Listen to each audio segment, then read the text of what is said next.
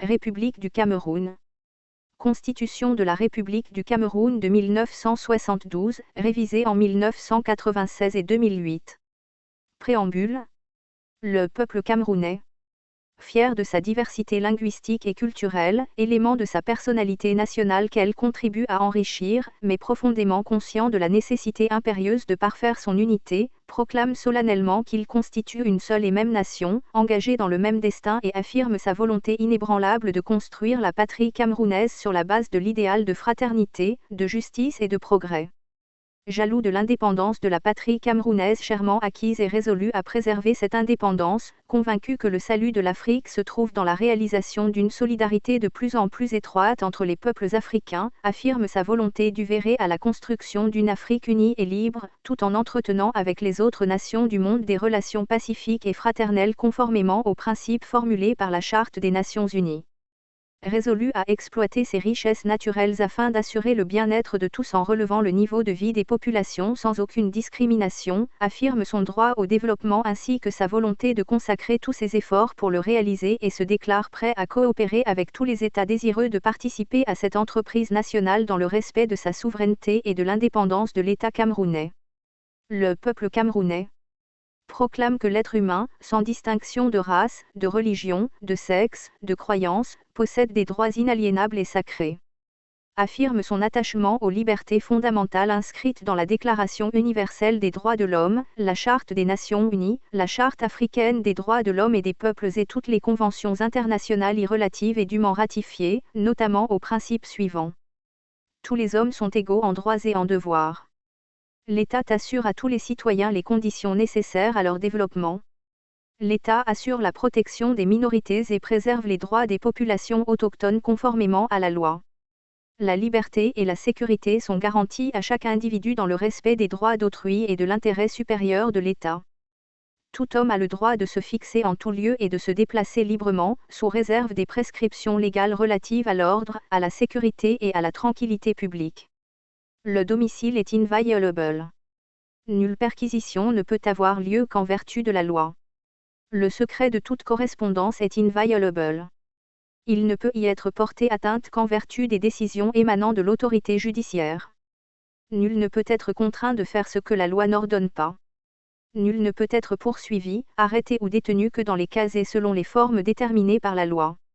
La loi ne peut avoir d'effet rétroactif. Nul ne peut être jugé et puni qu'en vertu d'une loi promulguée et publiée antérieurement au fait punissable. La loi assure à tous les hommes le droit de se faire rendre justice. Tout prévenu est présumé innocent jusqu'à ce que sa culpabilité soit établie au cours d'un procès conduit dans le strict respect des droits de la défense. Toute personne a droit à la vie et à l'intégrité physique et morale. Elle doit être traitée en toutes circonstances avec humanité. En aucun cas, elle ne peut être soumise à la torture, à des peines ou traitements cruels, inhumains ou dégradants. Nul ne peut être inquiété en raison de ses origines, de ses opinions ou croyances en matière religieuse, philosophique ou politique sous réserve du respect de l'ordre public et des mures. L'État est laïque. La neutralité et l'indépendance de l'État vis-à-vis de toutes les religions sont garanties. La liberté du culte et le libre exercice de sa pratique sont garantis. La liberté de communication, la liberté d'expression, la liberté de presse, la liberté de réunion, la liberté d'association, la liberté syndicale et le droit de grève sont garantis dans les conditions fixées par la loi. La nation protège et encourage la famille, base naturelle de la société humaine. Elle protège la femme, les jeunes, les personnes âgées et les personnes handicapées. L'État assure à l'enfant le droit à l'instruction. L'enseignement primaire est obligatoire. L'organisation et le contrôle de l'enseignement à tous les degrés sont des devoirs impérieux de l'État. La propriété est le droit d'user, de jouir et de disposer des biens garantis à chacun par la loi. Nul ne saurait en être privé si ce n'est pour cause d'utilité publique et sous la condition d'une indemnisation dont les modalités sont fixées par la loi. Le droit de propriété ne saurait être exercé contrairement à l'utilité publique, sociale ou de manière à porter préjudice à la sûreté, à la liberté, à l'existence ou à la propriété d'autrui. Toute personne a droit à un environnement sain. La protection de l'environnement est un devoir pour tous. L'État veille à la défense et la promotion de l'environnement. Tout homme a le droit et le devoir de travailler. Chacun doit participer, en proportion de ses capacités, aux charges publiques. Tous les citoyens contribuent à la défense de la patrie. L'État garantit à tous les citoyens de l'un et de l'autre sexe, les droits et libertés énumérés au préambule de la Constitution. Titre 1er. De l'État et de la souveraineté. Article 1er. 1. La République unie du Cameroun prend, à compter de l'entrée en vigueur de la présente loi, la dénomination de République du Cameroun, loi numéro 84A1 du 4 février 1984. 2. La République du Cameroun est un État unitaire décentralisé. Elle est une et indivisible, laïque, démocratique et sociale. Elle reconnaît et protège les valeurs traditionnelles conformes aux principes démocratiques, aux droits de l'homme et à la loi. Elle assure l'égalité de tous les citoyens devant la loi. 3. La République du Cameroun adopte l'anglais et le français comme langues officielles d'égale valeur. Elle garantit la promotion du bilinguisme sur toute l'étendue du territoire. Elle œuvre pour la protection et la promotion des langues nationales. 4. La devise de la République du Cameroun est « Paix, travail, patrie ». 5. Son drapeau est vert, rouge, jaune, à 3 bandes verticales d'égale dimension. Il est frappé d'une étoile d'or au centre de la bande rouge. 6. L'hymne national est, au Cameroun, berceau de nos ancêtres. 7. Le sceau de la République du Cameroun est une médaille circulaire en bas-relief de 46 mm de diamètre, présentant à l'avers et au centre le profil d'une tête de jeune fille tournée à dextre vers une branche de caféier à 2 feuilles et jouxtée à sénestre par 5 cabosses de cacao avec, en exergue, en français sur l'arc inférieur la devise nationale, paix, travail, patrie, au revers et au centre les armoiries de la République du Cameroun avec en exergue, en anglais, sur l'arc supérieur, Republic of Cameroon, et sur l'arc inférieur, Peace, Work, Fatherland. Les armoiries de la République du Cameroun sont constituées par un écu chapé surmonté côté et chef par l'inscription « République du Cameroun » et supporté par un double faisceau de licteurs entrecroisés avec la devise « Paix, travail, patrie » côté pointe. L'écu est composé d'une étoile d'or sur fond de sinople et d'un triangle de gueule, chargé de la carte géographique du Cameroun d'azur, et frappé du glaive de la balance de justice de sable. Émoticône n'en croyant pas ses yeux, le siège des institutions est à Yaoundé. Article 2. 1. La souveraineté nationale appartient au peuple camerounais qui l'exerce soit par l'intermédiaire du président de la République et des membres du Parlement, soit par voie de référendum. Aucune fraction du peuple ni aucun individu ne peut s'en attribuer l'exercice. 2. Les autorités chargées de diriger l'État tiennent leur pouvoir du peuple par voie d'élection au suffrage universel direct ou indirect, sauf disposition contraire de la présente Constitution. 3. Le vote est égal et secret, y participent tous les citoyens âgés d'au moins 20 ans. Article 3. Les partis et formations politiques concourent à l'expression du suffrage. Ils doivent respecter les principes de la démocratie, de la souveraineté et de l'unité nationale. Ils se forment et exercent leurs activités conformément à la loi. Article 4. L'autorité de l'État est exercée par le Président de la République, le Parlement. Titre 2. Du pouvoir exécutif. Chapitre I. Du Président de la République. Article 5. 1. Le Président de la République est le chef de l'État. 2. Élu de la nation tout entière, il incarne l'unité nationale. Il définit la politique de la nation. Il veille au respect de la Constitution. Il assure, par son arbitrage, le fonctionnement régulier des pouvoirs publics. Il est le garant de l'indépendance nationale, de l'intégrité du territoire, de la permanence et de la continuité de l'État, du respect des traités et accords internationaux. Article 6. 1. Le Président de la République est élu au suffrage universel direct, égal et secret, à la majorité des suffrages exprimés. 2. Le Président de la République est élu pour un mandat de 7 ans renouvelable une fois. 3. L'élection a lieu 20 jours au moins et 50 jours au plus avant l'expiration des pouvoirs du Président de la République en exercice. 4. Nouveau, en cas de vacance de présidence de la République pour cause de décès, de démission ou d'empêchement définitif constaté par le Conseil constitutionnel, le scrutin pour l'élection du nouveau président de la République doit impérativement avoir lieu 20 jours au moins et 40 au plus après l'ouverture de la vacance.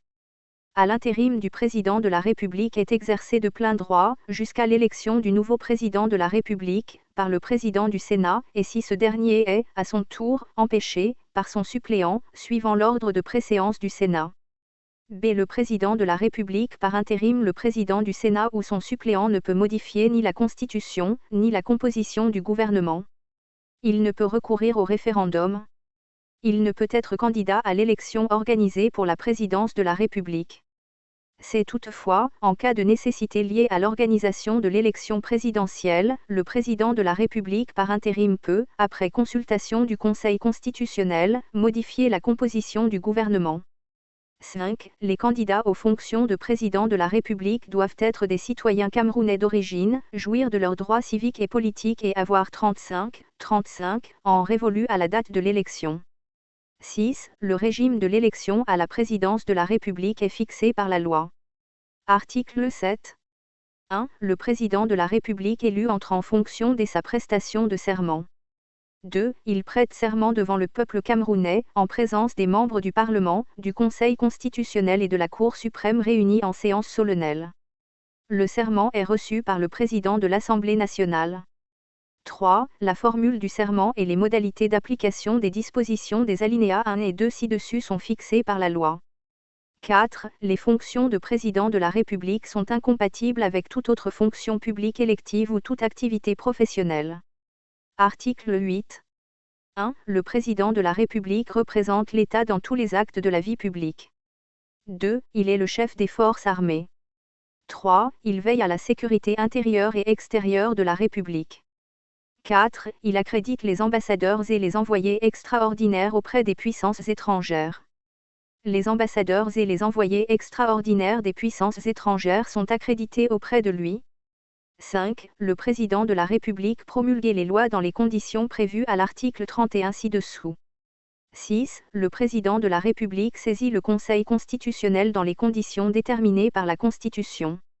7. Il exerce le droit de grâce après avis du Conseil supérieur de la magistrature. Émoticône n'en croyant pas ses yeux, il exerce le pouvoir réglementaire. 9. Il crée et organise les services publics de l'État. 10. Il nomme aux emplois civils et militaires de l'État. 11. Il confère les décorations et les distinctions honorifiques de la République. 12. Le président de la République peut, en cas de nécessité et après consultation du gouvernement, des bureaux de l'Assemblée nationale et du Sénat, prononcer dissolution de l'Assemblée nationale. L'élection d'une nouvelle Assemblée a lieu conformément aux dispositions de l'article 15 alinéa 4 ci-dessous. Article 9. 1. Le président de la République peut, lorsque les circonstances l'exigent, proclamer par décret l'état d'urgence qui lui confère des pouvoirs spéciaux dans les conditions fixées par la loi. 2. Le président de la République peut, en cas de péril grave menaçant l'intégrité du territoire, la vie, l'indépendance ou les institutions de la République, proclamer, par décret, l'état d'exception et prendre toute mesure qu'il juge nécessaire. Il en informe la nation par voie de message. Article 10. 1. Le président de la République nomme le Premier ministre et, sur proposition de celui-ci, les autres membres du gouvernement. Il fixe leurs attributions. Il met fin à leurs fonctions. Il préside les conseils ministériels. 2. Le président de la République peut déléguer certains de ses pouvoirs au Premier ministre, aux autres membres du gouvernement et à certains aux responsables de l'administration de l'État, dans le cadre de leurs attributions respectives. 3. En cas d'empêchement temporaire, le président de la République charge le Premier ministre ou, en cas d'empêchement de celui-ci un autre membre du gouvernement, d'assurer certaines de ses fonctions, dans le cadre d'une délégation expresse. Chapitre 2. Du gouvernement. Article 11. 1. Le gouvernement est chargé de la mise en œuvre de la politique de la nation telle que définie par le président de la République. 2. Il est responsable devant l'Assemblée nationale dans les conditions et selon les procédures prévues à l'article 34 ci-dessous. Article 12. 1. Le Premier ministre est le chef du gouvernement et dirige l'action de celui-ci. 2. Il est chargé de l'exécution des lois. 3. Le Premier ministre exerce le pouvoir réglementaire et nomme aux emplois civils, sous réserve des prérogatives reconnues au président de la République dans ces domaines. 4. Il dirige tous les services administratifs nécessaires à l'accomplissement de sa mission. 5. Il peut déléguer certains de ses pouvoirs aux membres du gouvernement et à des hauts responsables de l'administration de l'État. Article 13. Les fonctions de membre du gouvernement et assimilés sont incompatibles avec l'exercice de tout mandat parlementaire, la présidence d'un exécutif ou d'une assemblée d'une collectivité territoriale décentralisée, toute fonction de représentation professionnelle. Titre 3. Du pouvoir législatif. Article 14. 1. Le pouvoir législatif est exercé par le Parlement qui comprend deux chambres. L'Assemblée nationale. Le Sénat. 2. Le Parlement légifère et contrôle l'action du gouvernement. 3. Les chambres du Parlement se réunissent aux mêmes dates. A. Nouveau, en sessions ordinaires, chaque année au mois de juin, au mois de novembre et au mois de mars sur convocation des bureaux de l'Assemblée nationale et du Sénat, après consultation du Président de la République. B. En sessions extraordinaires, à la demande du Président de la République ou du tiers des membres composant l'une et l'autre chambre. Toutefois, les deux chambres ne sont convoquées simultanément que si les matières portées à l'ordre du jour concernent l'une et l'autre. 4. Les deux chambres du Parlement peuvent se réunir en congrès, à la demande du Président de la République, pour entendre une communication ou recevoir un message du Président de la République, pour recevoir le serment des membres du Conseil constitutionnel, pour se prononcer sur un projet ou une proposition de révision constitutionnelle. Lorsque le Parlement se réunit en congrès, le bureau de l'Assemblée nationale préside les débats. 5. Nul ne peut appartenir à la fois à l'Assemblée nationale et au Sénat. 6. La loi fixe le régime électoral de l'Assemblée nationale et du Sénat ainsi que le régime des immunités, des inéligibilités, des incompatibilités, des indemnités et des privilèges des membres du Parlement. Chapitre I. De l'Assemblée nationale. Article 15. 1. L'Assemblée nationale est composée de 180 députés élus au suffrage universel direct et secret pour un mandat de 5 ans. Le nombre des députés élus à l'Assemblée nationale peut être modifié par la loi. 2. Chaque député représente l'ensemble de la nation. 3. Tout mandat impératif est nul. 4. Nouveau, en cas de crise grave, le Président de la République peut, après consultation du Président du Conseil constitutionnel et des bureaux de l'Assemblée nationale et du Sénat, demander à l'Assemblée nationale de décider par une loi de proroger ou d'abréger son mandat. Dans ce cas, l'élection d'une nouvelle Assemblée a lieu 40 jours au moins et 60 jours au plus après l'expiration du délai de prorogation ou d'abrégement de mandat. Article 16. 1. Au début de chaque législature, l'Assemblée nationale se réunit de plein droit, en session ordinaire dans les conditions fixées par la loi. 2. Chaque année, l'Assemblée nationale tient 3 sessions ordinaires d'une durée maximum de 30 jours chacune. À l'ouverture de sa première session ordinaire, l'Assemblée nationale élit son président et son bureau. B. Au cours de l'une des sessions, l'Assemblée nationale vote le budget de l'État. Au cas où le budget n'aurait pas été adopté avant la fin de l'année budgétaire en cours, le Président de la République est habilité à reconduire, par 12e, le budget de l'exercice précédent jusqu'à l'adoption du nouveau budget. 3. L'Assemblée nationale se réunit en session extraordinaire pour une durée maximum de 15 jours, sur un ordre du jour déterminé, à la demande du Président de la République ou d'un tiers des députés. La session extraordinaire est close des épuisements de l'ordre du jour. Article 17.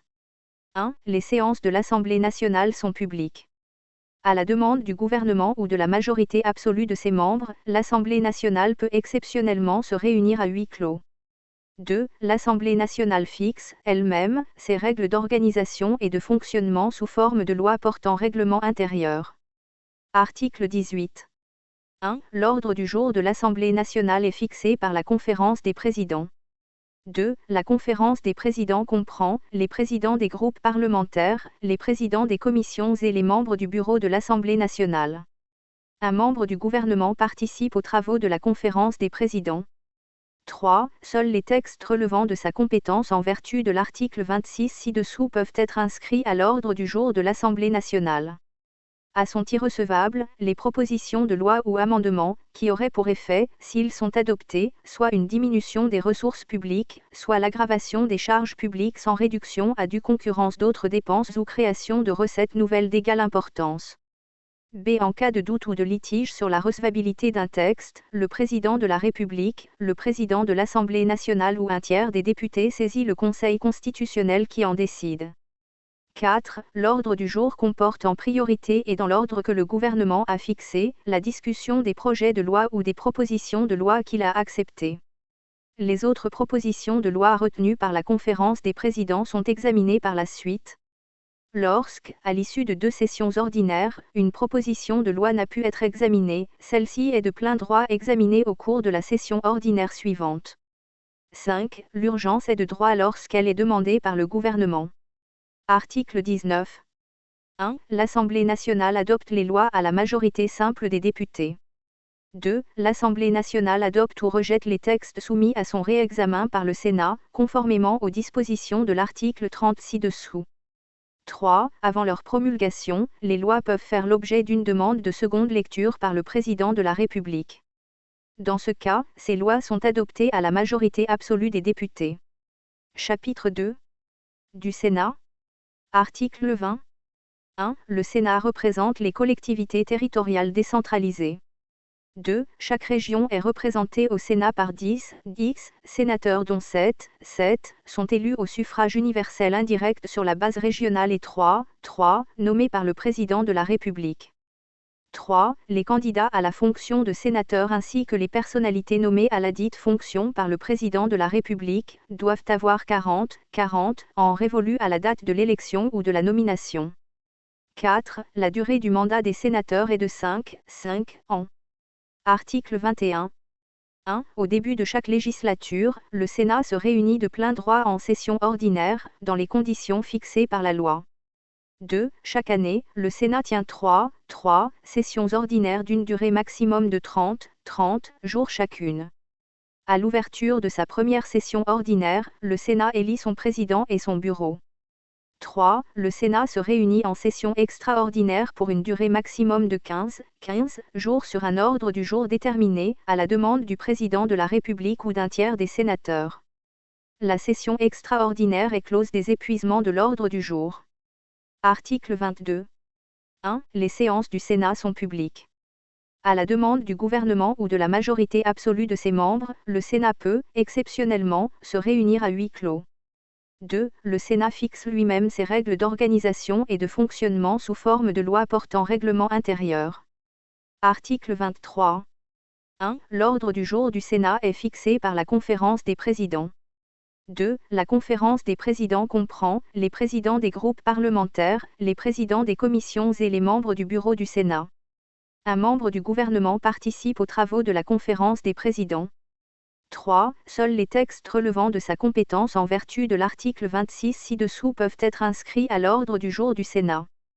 Sont irrecevables les propositions de loi ou amendements qui auraient pour effet, s'ils sont adoptés, soit une diminution des ressources publiques, soit l'aggravation des charges publiques sans réduction à due concurrence d'autres dépenses ou création de recettes nouvelles d'égale importance. B. En cas de doute ou de litige sur la recevabilité d'un texte, le Président de la République ou le Président du Sénat ou un tiers des sénateurs saisit le Conseil constitutionnel qui en décide. 4. L'ordre du jour comporte en priorité et dans l'ordre que le gouvernement a fixé, la discussion des projets de loi ou des propositions de loi qu'il a acceptées. Les autres propositions de loi retenues par la conférence des présidents sont examinées par la suite. Lorsque, à l'issue de 2 sessions ordinaires une proposition de loi n'a pu être examinée, celle-ci est de plein droit examinée au cours de la session ordinaire suivante. 5. L'urgence est de droit lorsqu'elle est demandée par le gouvernement. Article 24. 1. Le Sénat adopte les lois à la majorité simple des sénateurs. 2. Le Sénat peut apporter des amendements ou rejeter tout ou partie des textes soumis à son examen, conformément aux dispositions de l'article 30 ci-dessous. 3. Avant leur promulgation, les lois peuvent faire l'objet d'une demande de seconde lecture par le Président de la République. Dans ce cas, les lois sont adoptées, à la majorité absolue des sénateurs. Titre 4. Des rapports entre le pouvoir exécutif et le pouvoir législatif. Article 25. L'initiative des lois appartient concurremment au Président de la République et aux membres du Parlement. Article 26. 1. La loi est votée par le Parlement. Sont du domaine de la loi. Les droits, garanties et obligations fondamentaux du citoyen. La sauvegarde de la liberté et de la sécurité individuelle. Le régime des libertés publiques. le droit du travail, le droit syndical, le régime de la protection sociale. Les devoirs et obligations du citoyen en fonction des impératifs de la défense nationale. B. Le statut des personnes et le régime de biens. La nationalité, l'état et la capacité des personnes, les régimes matrimoniaux, les successions et libéralités. Le régime des obligations civiles et commerciales. Le régime de la propriété mobilière et immobilière. C'est l'organisation politique, administrative et judiciaire concernant. Le régime de l'élection à la présidence de la République, le régime des élections à l'Assemblée nationale, au Sénat et aux assemblées régionales et locales et le régime des consultations référendaires. Le régime des associations et des partis politiques. L'organisation, le fonctionnement, la détermination des compétences et des ressources des collectivités territoriales décentralisées. Les règles générales d'organisation de la défense nationale. L'organisation judiciaire et la création des ordres de juridiction. La détermination des crimes et délits et l'institution des peines de toute nature, la procédure pénale, la procédure civile, les voies d'exécution, l'amnistie. Dès les questions financières et patrimoniales suivantes. Le régime d'émission de la monnaie. Le budget. La création des impôts et taxes et la détermination de l'assiette, du taux et des modalités de recouvrement de ceux-ci. Le régime domanial, foncier et minier. Le régime des ressources naturelles. La programmation des objectifs de l'action économique et sociale. F. Le régime de l'éducation. Article 27. Les matières autres que celles qui sont du domaine de la loi ressortissent au pouvoir réglementaire. Article 28. Dans les matières énumérées à l'article 26 alinéa 2 ci-dessus, le Parlement peut autoriser le président de la République, pendant un délai limité et sur des objets déterminés, à prendre des ordonnances. Ces ordonnances entrent en vigueur dès leur publication. Elles sont déposées sur le bureau de l'Assemblée nationale et sur celui du Sénat aux fins de ratification dans le délai fixé par la loi d'habilitation. Elles ont un caractère réglementaire tant qu'elles n'ont pas été ratifiées. Elles demeurent en vigueur tant que le Parlement n'a pas refusé de les ratifier. Article 29. 1. Les projets et propositions de loi sont déposés à la fois sur le bureau de l'Assemblée nationale et sur celui du Sénat. Ils sont examinés par les commissions compétentes avant leur discussion en séance plénière. 2. Le projet de loi examiné en séance plénière est le texte déposé. Article 30. 1. Les textes adoptés par l'Assemblée nationale sont aussitôt transmis au président du Sénat par le président de l'Assemblée nationale. 2. Le président du Sénat, des réceptions des textes transmis par le président de l'Assemblée nationale, les soumettre à la délibération du Sénat. 3. Le Sénat, dans un délai de 10 jours à partir de la réception des textes ou dans un délai de 5 jours pour les textes dont le gouvernement déclare l'urgence, peut a. Adopter le texte. Dans ce cas, le président du Sénat retourne le texte adopté au président de l'Assemblée nationale qui le transmet dans les 48 heures au président de la République aux fins de promulgation. B. Apporter des amendements au texte. Les amendements, pour être retenus, doivent être approuvés à la majorité simple des sénateurs. Dans ce cas, le texte amendé est retourné à l'Assemblée nationale par le président du Sénat pour un nouvel examen. Les amendements proposés par le Sénat sont adoptés ou rejetés à la majorité simple des députés. Le texte adopté définitivement est transmis par le président de l'Assemblée nationale au président de la République pour promulgation. C. Rejeter tout ou partie du texte. Le rejet doit être approuvé à la majorité absolue des sénateurs. Dans ce cas, le texte en cause, accompagné de l'exposé des motifs du rejet, est retourné par le président du Sénat à l'Assemblée nationale pour un nouvel examen. L'Assemblée nationale, après délibération, adopte le texte à la majorité absolue des députés. Le texte adopté définitivement par l'Assemblée nationale est transmis au président de la République pour promulgation. 2. En cas d'absence de majorité absolue, le président de la République peut provoquer la réunion d'une commission mixte paritaire chargée de proposer un texte commun sur les dispositions rejetées par le Sénat. Le texte élaboré par la commission mixte paritaire est soumis par le président de la République pour approbation aux deux chambres. Aucun amendement n'est recevable, sauf accord du président de la République. Si la commission mixte paritaire ne parvient pas à l'adoption d'un texte commun, ou si ce texte n'est pas adopté par l'une et l'autre chambre, le président de la République peut soit demander à l'Assemblée nationale de statuer définitivement, soit déclaré caduc le projet ou la proposition de loi. Article 31. 1. Le président de la République promulguer les lois adoptées par le Parlement dans un délai de 15 jours à compter de leur transmission, s'il ne formule aucune demande de seconde lecture ou s'il n'en saisit le Conseil constitutionnel. 2. À l'issue de ce délai, et après avoir constaté sa carence, le président de l'Assemblée nationale peut se substituer au président. 3. La publication des lois est effectuée au Journal officiel de la République en français et en anglais. Article 32. Le président de la République peut, sur sa demande, être entendu par l'Assemblée nationale, le Sénat, ou les deux chambres réunies en congrès. Il peut également leur adresser des messages. Ces communications ne donnent lieu à aucun débat en sa présence. Article 33. Le Premier ministre et les autres membres du gouvernement ont accès au Parlement et peuvent participer au débat. Article 34. 1. Lors de la session au cours de laquelle le projet de loi de finances est examiné, le Premier ministre présente à l'Assemblée nationale le programme économique, financier, social et culturel du gouvernement. 2. Le Premier ministre peut, après délibération du Conseil ministériel engagé devant l'Assemblée nationale, la responsabilité du gouvernement sur un programme ou, le cas échéant, sur une déclaration de politique générale. Le vote ne peut intervenir moins de 48 heures après la question de confiance. La confiance est refusée à la majorité absolue des membres de l'Assemblée nationale. Seuls sont recensés les votes défavorables à la question de confiance. 3. L'Assemblée nationale peut mettre en cause la responsabilité du gouvernement par le vote d'une motion de censure. Pour être recevable, la motion de censure doit être signée par au moins un tiers des membres de l'Assemblée nationale. Le vote ne peut intervenir moins de 48 heures après le dépôt de motion de censure. La motion de censure est adoptée à la majorité des 2 tiers des membres composant l'Assemblée nationale. Seuls sont recensés les votes favorables à la motion de censure. En cas de rejet de la motion de censure, les signataires ne peuvent en déposer une nouvelle avant le délai d'un an, sauf dans le cas prévu à l'alinéa 4 ci-dessous. 4. Le Premier ministre peut, après délibération du Conseil ministériel, engager devant l'Assemblée nationale, la responsabilité du gouvernement sur le vote d'un texte. Dans ce cas, ce texte est considéré comme adopté sauf si une motion de censure déposée dans les 24 heures qui suivent est votée dans les conditions prévues à l'alinéa précédent.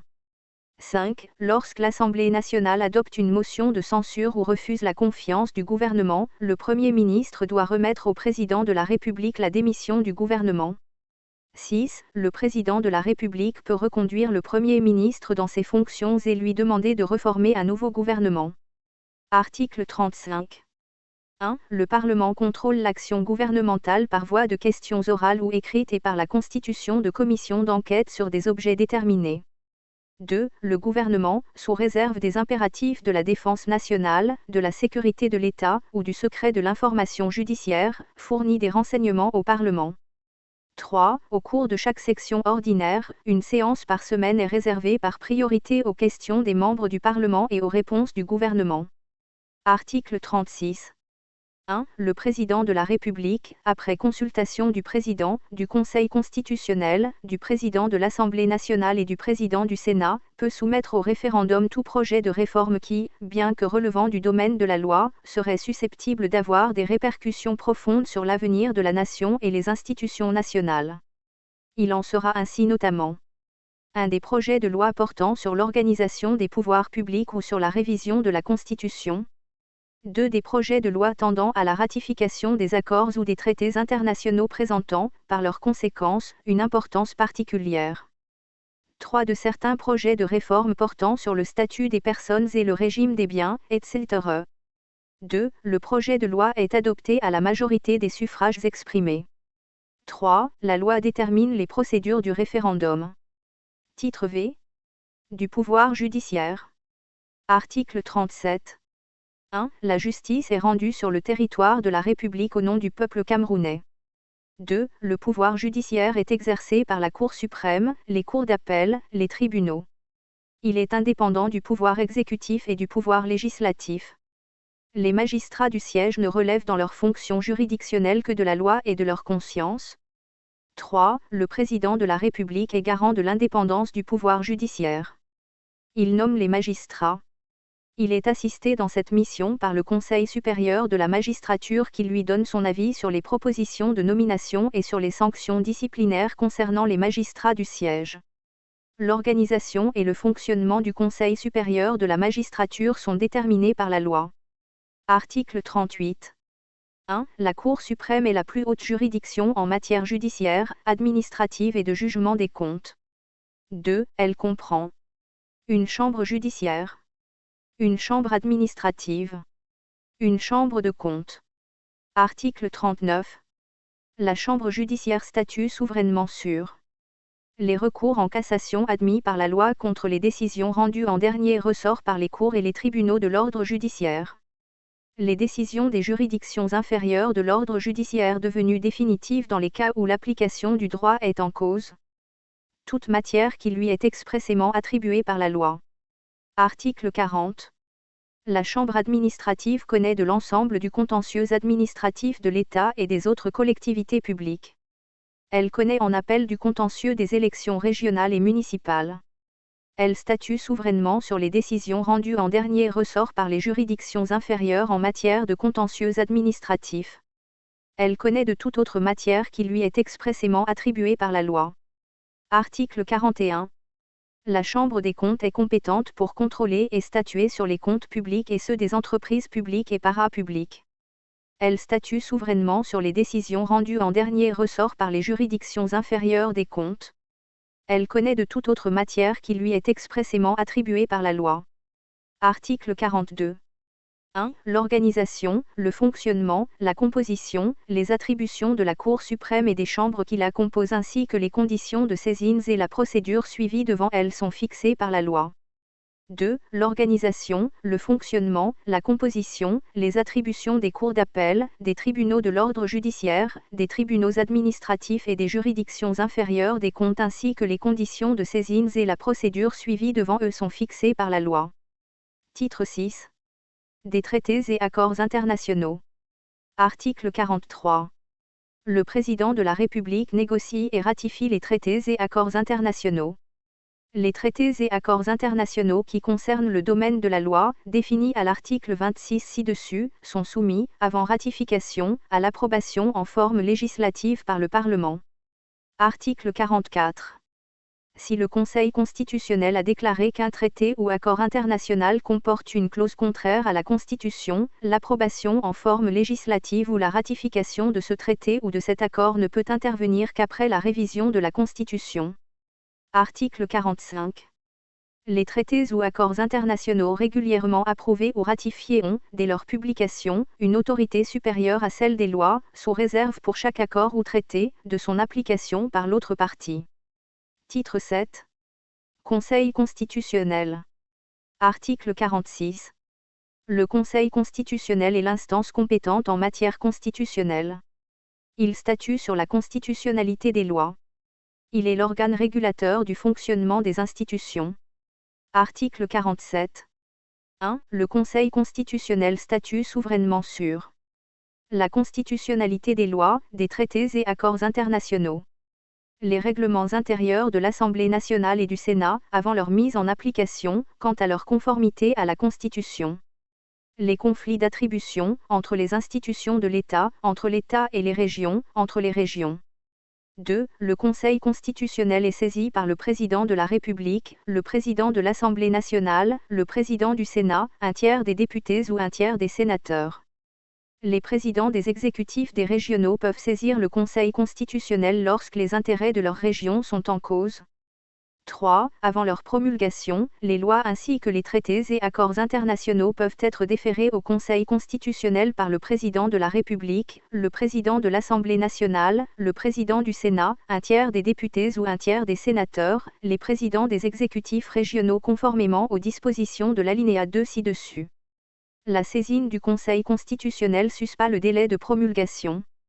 4. Le Conseil constitutionnel donne des avis sur des matières relevant de sa compétence. Article 48. 1. Le Conseil constitutionnel veille à la régularité de l'élection présidentielle, des élections parlementaires, des consultations référendaires. Il en proclame les résultats. 2. En cas de contestation sur la régularité de l'une des élections prévues à l'alinéa ainsi dessus, le Conseil constitutionnel peut être saisi par tout candidat, par tout parti politique ayant pris part à l'élection dans la circonscription concernée ou toute personne ayant qualité d'agent du gouvernement pour cette élection.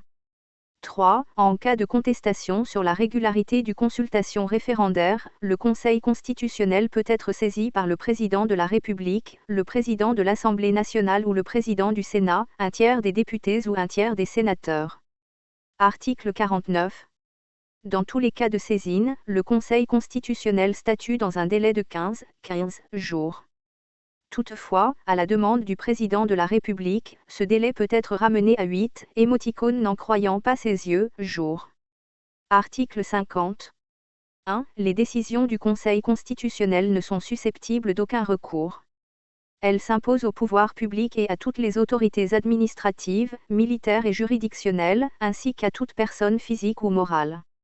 2. Une décision déclarée inconstitutionnelle ne peut être ni promulguée ni mise en application. Article 51.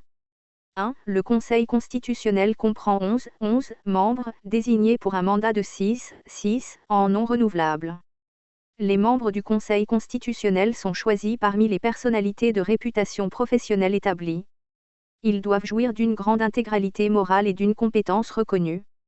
2. Les membres du Conseil constitutionnel sont nommés par le Président de la République et désignés de la manière suivante.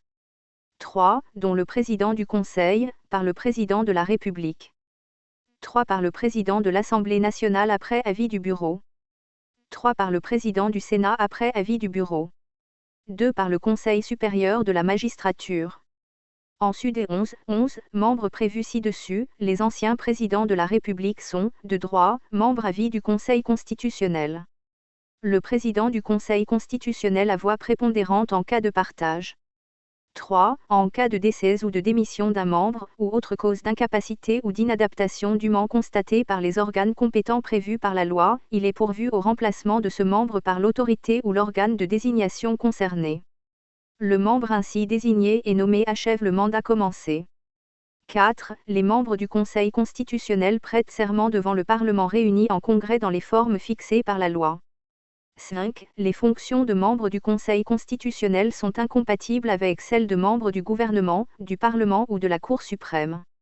Les autres éléments du statut tels les incompatibilités, les obligations, les immunités et les privilèges, sont fixés par la loi. Article 52.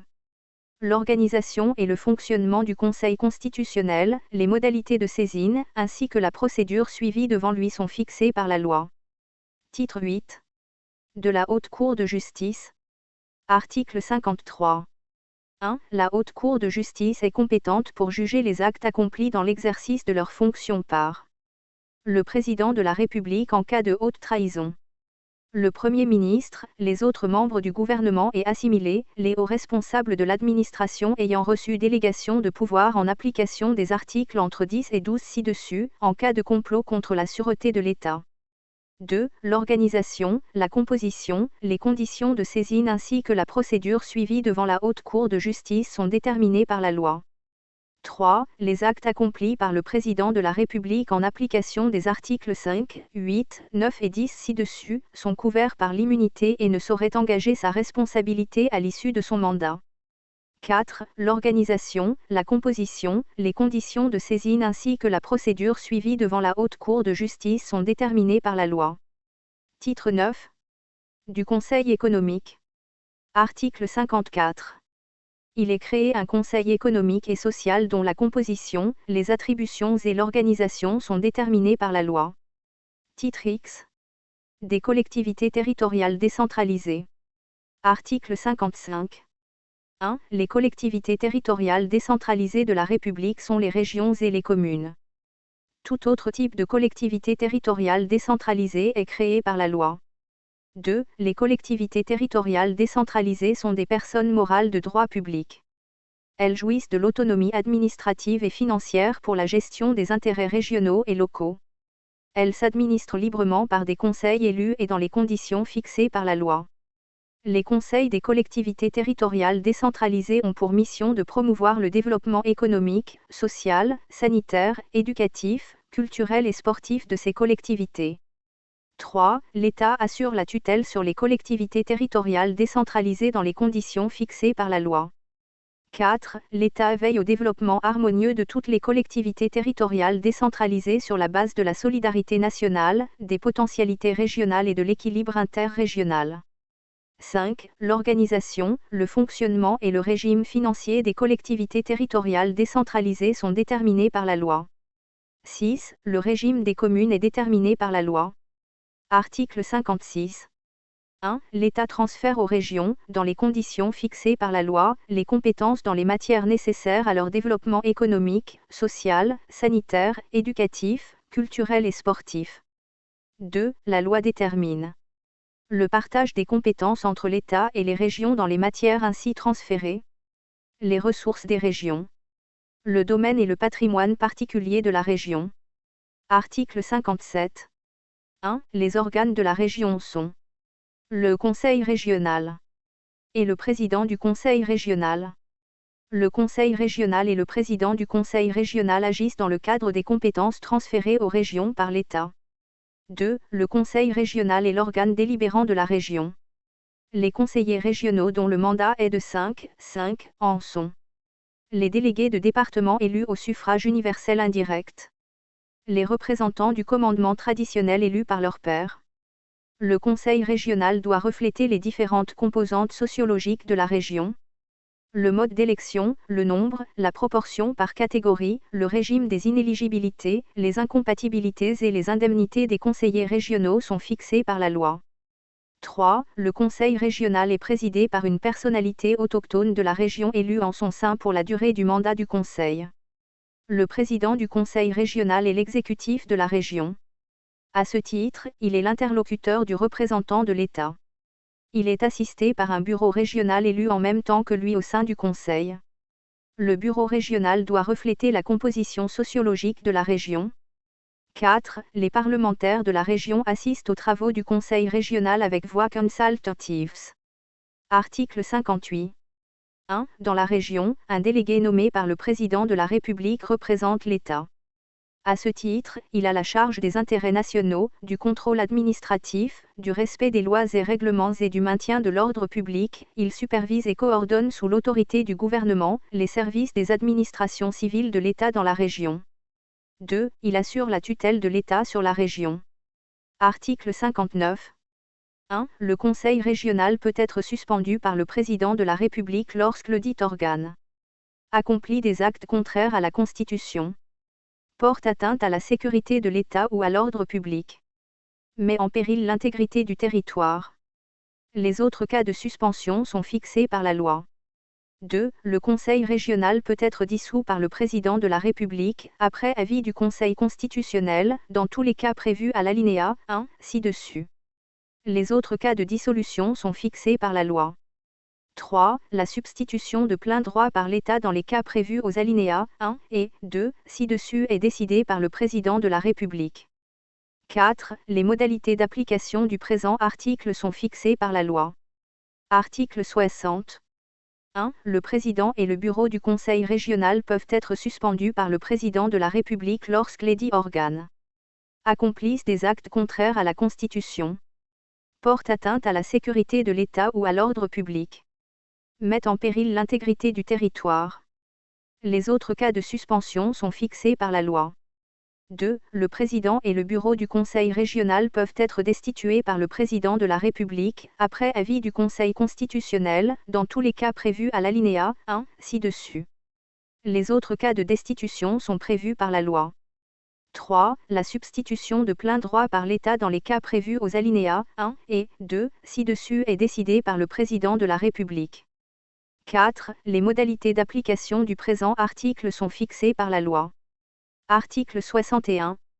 1. Sont constituées en régions, les provinces suivantes: l'Adamawa, le centre, l'Est, l'extrême nord, le littoral, le nord, le nord-ouest, l'ouest, le sud, le sud-ouest. 2. Le président de la République peut, en tant que de besoin, à modifier les dénominations et les délimitations géographiques des régions énumérées à l'alinéa 1, ci-dessus. B. Créer d'autres régions, Dans ce cas, il leur attribue une dénomination et fixe leur délimitation géographique. Article 62. 1. Le régime général ci-dessus s'applique à toutes les régions.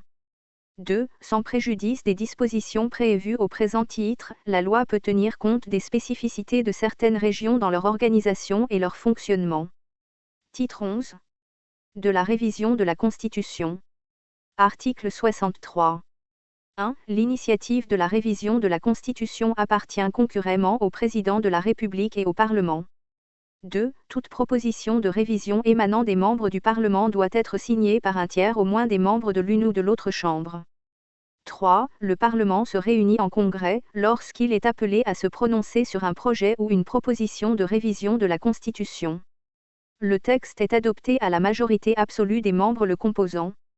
Le Président de la République peut demander une seconde lecture. Dans ce cas, la révision est votée à la majorité des 2/3 des membres composant le Parlement. 4. Le Président de la République peut décider de soumettre tout projet ou toute proposition de révision de la Constitution au référendum. Dans ce cas, le texte est adopté à la majorité simple des suffrages exprimés. Article 64. Aucune procédure de révision ne peut être connue si elle porte atteinte à la forme républicaine, à l'unité et à l'intégrité territoriale de l'État et aux principes démocratiques qui régissent la République. Titre 12. Des dispositions spéciales. Article 65. Le préambule fait partie intégrante de la Constitution. Article 66. Le Président de la République, le Premier ministre, les membres du gouvernement et assimilés, le Président et les membres du Bureau de l'Assemblée nationale, le Président et les membres du Bureau du Sénat, les députés, les sénateurs, tout détenteur d'un mandat électif, les secrétaires généraux des ministères et assimilés, les directeurs des administrations centrales, les directeurs généraux des entreprises publiques et parapubliques, les magistrats, les personnels des administrations chargés de l'assiette, du recouvrement et du maniement des recettes publiques, tout gestionnaire de crédits et des biens publics, doivent faire une déclaration de leurs biens et avoirs au début et à la fin de leur mandat ou de leur fonction. Une loi détermine les autres catégories de personnes assujetties aux dispositions du présent article et en précise les modalités d'application. Titre 13. Des dispositions transitoires et finales. Article 67. 1. Les nouvelles institutions de la République prévues par la présente Constitution seront progressivement mises en place. 2. Pendant leur mise en place et jusqu'à cette mise en place, les institutions de la République actuelle demeurent et continuent de fonctionner. Le Président de la République en exercice demeure en fonction jusqu'au terme de son mandat en cours, sous réserve de l'application des dispositions prévues à l'article 6 alinéa 4 de la Constitution. B. Les députés à l'Assemblée nationale restent en fonction jusqu'à la fin de leur mandat en cours, sous réserve de l'application des dispositions de l'article 8 alinéa 12. 3. L'Assemblée nationale exerce la plénitude du pouvoir législatif et jouit de l'ensemble des prérogatives reconnues au Parlement jusqu'à la mise en place du Sénat. 4. La Cour suprême exerce les attributions du Conseil constitutionnel jusqu'à la mise en place de celui-ci. 5. L'organisation territoriale de l'État reste inchangée jusqu'à la mise en place des régions. Article 68. La législation résultant des lois et règlements applicables dans l'État fédéral du Cameroun et dans les États fédérés à la date de prise d'effet de la présente Constitution reste en vigueur dans ces dispositions qui ne sont pas contraires aux stipulations de celle-ci, tant qu'elle n'aura pas été modifiée par voie législative ou réglementaire. Article 69. La présente loi sera enregistrée et publiée au Journal officiel de la République du Cameroun en français et en anglais. Elle sera exécutée comme Constitution de la République du Cameroun. Yaoundé, le 18 janvier 1996. Le Président de la République. Paul Biya.